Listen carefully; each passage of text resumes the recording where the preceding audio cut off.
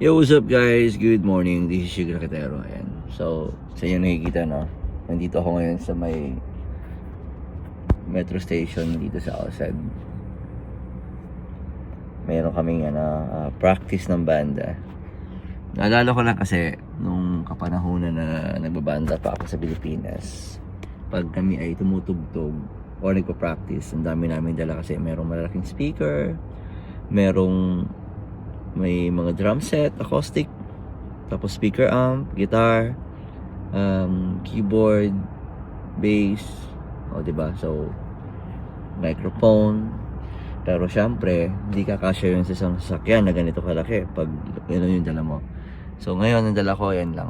Meron akong stand, yung mga paraphernalia ng speaker amp, at ito naman yung sa drums. Drums ang laman yan guys, hindi tao. Tapos yung keyboard sa likod. Ganun lang, di ba? Tapos, ayan. Tapos, syempre, dala nila yung keyboard nila. Yung mixer nandyan din, maliit. Tapos may isang mixer lang doon naman. So, ang labanan ngayon, headset na lang. Okay? So, kailangan may headset. Hindi kagaya dati na grabe talagang papahirapan kasi pagbuhat, di ba? Pagbuhat ng mga gamit. Ganun kami, speaker up na ito lang malaki. Eh kung ang retimista mo ay lima din yung speaker amp, di ba? I mean, iwalay na natin yung drums. For example, meron kang gitara, dalawang gitara, keyboard, bass, apat agad yun, no? Meron ka pang isang saxophonista o violinista. So, ganoon kadami yung dadalhin mong gamit. So, sa ngayon, yan. Nakikita nyo, meron lang ito yung drum pad, yung keyboard, tapos puro headset na kami.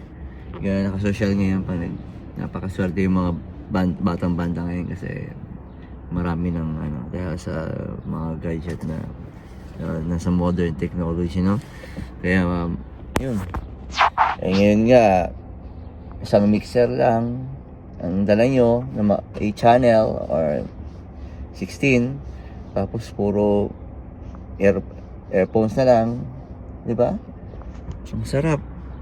Kumbaga wala na kahirap-hirap. Kaya anytime na mag-practice, wala pang disturbo sa kapitbahay kasi ayun, kayo lang nakakarinig. Yun nga lang, yung boses na lang ang maririnig sa labas ng bahay. So ganoon nakadali ngayon guys, na ganoon kasarap magbanda ngayon kasi wala masyadong hirap na. So yun, maya maya darating na sila, makikita nyo yung setup namin, papakita ko.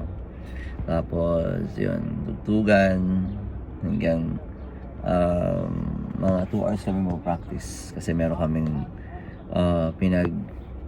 hahandaan para sa February 14. So kung meron kang labidab, happy Valentine's sa'yo. Kung wala naman, ay napang inaantay mo, simulan mo na. Sayang naman yan kung hindi magamit, no?